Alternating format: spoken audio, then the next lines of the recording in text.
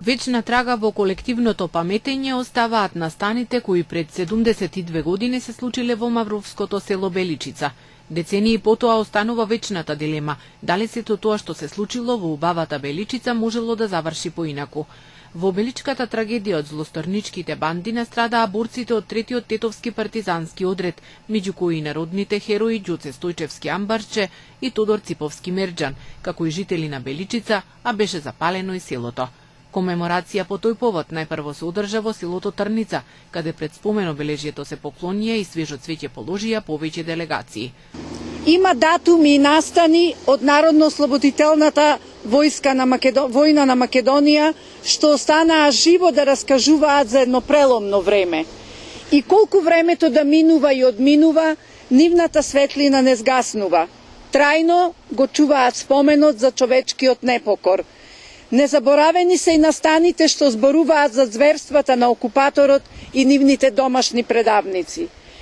Незаборавни се заради тоа што и во најтешките мигови на терор и тортура не ја загубија вербата во конечна победа.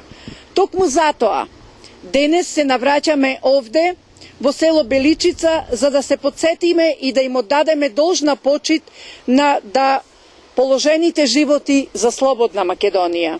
Ако некој мисли дека можат да се прикријат зверствата на балистичките формации, грабежи, палежи, убиства, а тоа го преживеа беличани, многу се лажат. Со ништо не можат да се избришат крвавите траги на многу загинати. Денес, собрани на ова колективно паметење, ја изразуваме нашата длабока и достојна почит и благодарност на сите учесници, борци и жртви на фашистичкиот терор.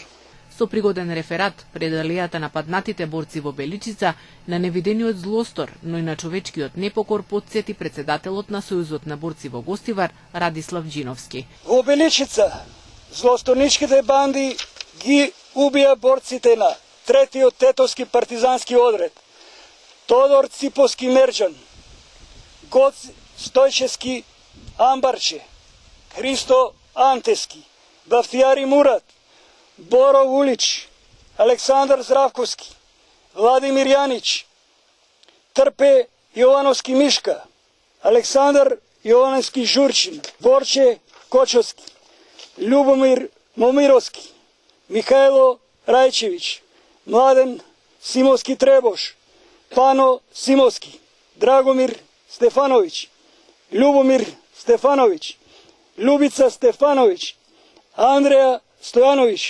Саво Тасевски, Благоја Тосковски Тоска, Андреја Христоски. Временската дистанца не ја намалува болката за сите нив, но уште посилна ја чини благодарноста на нивната жртва, па затоа и не можат да бидат и заборавени.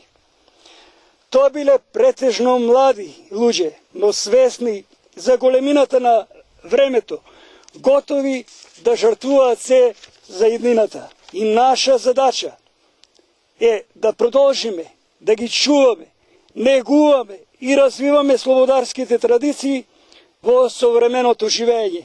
Да се учиме од историјата, зашто таа може да ни се повтори со сите несречи што ги доживеа човештвото во целина.